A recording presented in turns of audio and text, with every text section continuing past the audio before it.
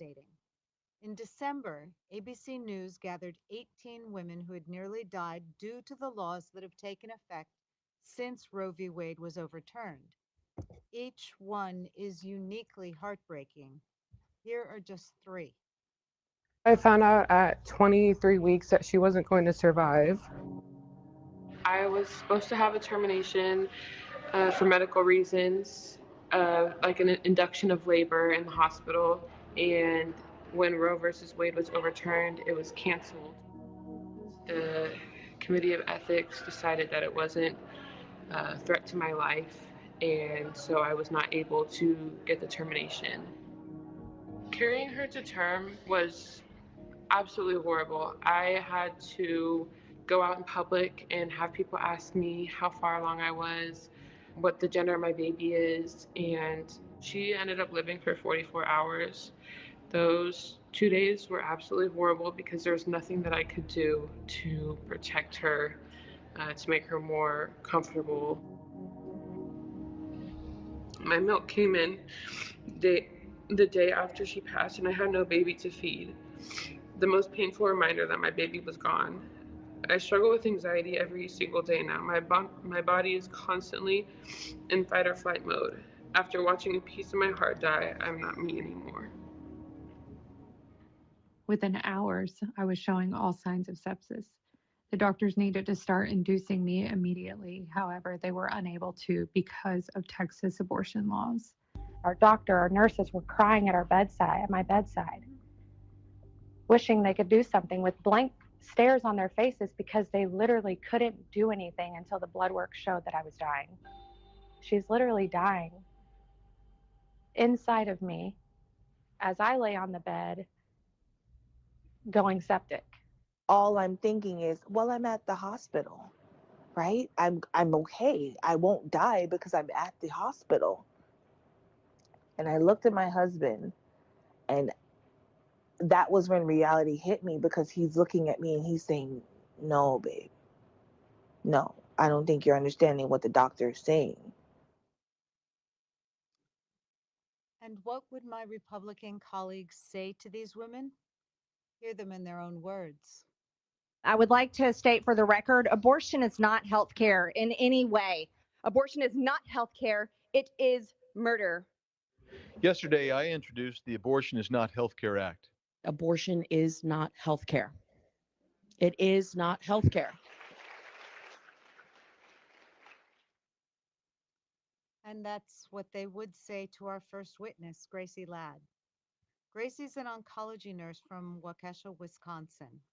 Like far too many women in this country, Gracie has her own harrowing story, the story of being denied the care she needed. Gracie and her husband were expecting a son. They'd chosen a name, Connor, and they were ready to welcome Connor into this world.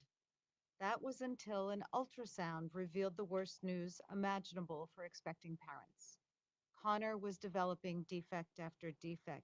He would die within minutes of being born. Gracie and her husband knew that terminating the pregnancy for medical reasons would be the right choice. But extreme MAGA Republicans in Wisconsin said otherwise. They passed cruel laws that deny care and force women to consider other, quote unquote, options. What options exactly? It wasn't Gracie's choice that her pregnancy was incompatible with life. She wanted to carry Connor to term. She wanted her son. But circumstances beyond her control made it clear that the most loving and compassionate decision was to terminate the pregnancy.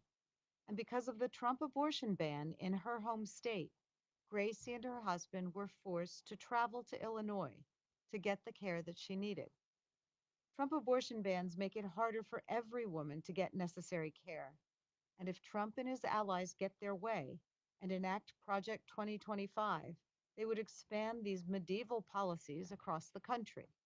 Women like Gracie would be forced to carry non viable pregnancies to term. That's cruel. Gracie, thank you for being with us today, and thank you for your courage. You are recognized.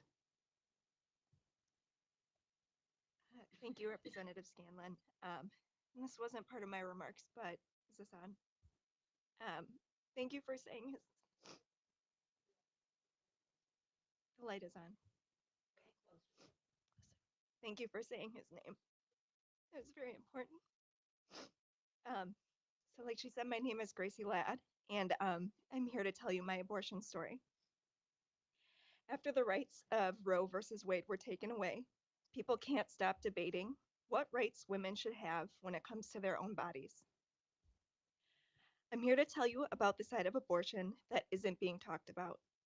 People like me and the mothers who are the human fallout of this debate. Where we once had agency, now our choices are being made for us by the government. And the result is that we can't get the care that we need.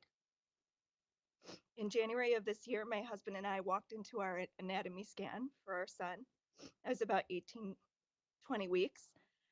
This scan is done to make sure that the baby is developing properly. They look over all of the body parts and make sure that everything is looking normal and developing as it should. We had just picked the name, Connor, and he was waving to us on the screen. And we were so excited. We were halfway to meeting our little boy until we weren't. My doctor pulled me and my husband into a separate room to tell us what she had seen. I got stuck on the phrase that she used, incompatible with life, which is a phrase that I hear every day. Connor had no bladder. He had kidneys that did not function, so I was rapidly losing the amniotic fluid that the kidneys help to circulate throughout the uterus. And he had 4 separate heart defects. There were no options for him surgically when he was born. And they told me that if he made it full term, which was a very big if, he would likely survive only minutes and he would know only suffering. They recommended termination. We did a second, more in-depth ultrasound the next day with the maternal fetal medicine doctor just to confirm the results. And he did confirm. We were gutted. We knew that we did not want suffering to be the only thing that Connor knew in this life, and so termination was going to be our choice. Women who find themselves in this position are rarely discussed when it comes to abortion. This makes me deeply angry. I'm angry because there was only one hospital in Wisconsin that would even do this procedure for us. Only one that decided it would have been okay to give Connor the grace of a painless death and a life that knew only love. I'm angry because this hospital would force me to endure another unnecessary ultrasound where I would have to watch my baby, seemingly happy and content, in my womb, knowing that he would never be able to survive on the outside. I'm angry because this hospital would also require me to go through counseling 24 hours before an abortion procedure, as if any of the options would make a difference in my son's outcome. I'm angry because that in my state, there's no guarantee that I wouldn't be labeled a murderer for making the compassionate choice for my son. I'm angry that I had to drive to Chicago to receive abortion care 2 days in a row with a medical team I had never met, a medical team I did not feel comfortable with. And the procedure takes 2 days and it is awful and traumatic, and we should be able to do that with the healthcare providers that we trust and that we know. I'm angry that although I was privileged enough to be able to take time off of work, I could find childcare for my living son, and I could afford to travel to Chicago 2 days in a row, not all women can. And what are their options? What do they do in this situation then? But mostly, I'm angry that the people who were not even in that ultrasound room with me on the day that I received the worst news of my life want to try to tell me what I can and cannot do when it comes to the medical choice for my body and my son. And today I'm here to share that I'm angry because if Republicans get their way and pass Project 2025, the national abortion ban, I wouldn't have even had the freedom to leave my state for the health care that I deserved and that it is my right to receive. Now, more than ever, we need to protect that right to choose. We need to protect women facing a decision that is between them and their healthcare provider. Please remember my son Connor. Remember his story and that abortion care is an essential component of prenatal care for all American women. Thank you.